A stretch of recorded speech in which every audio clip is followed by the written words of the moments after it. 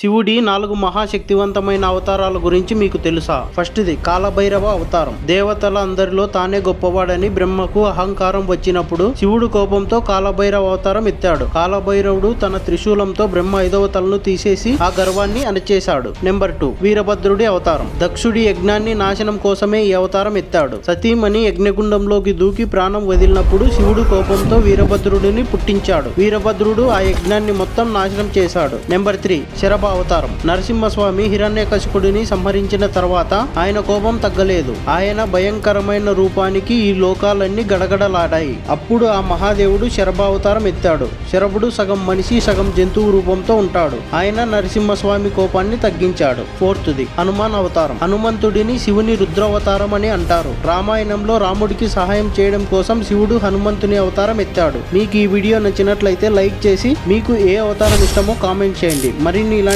Videos కోసం మన ఛానల్ని సబ్స్క్రైబ్ చేసుకోండి.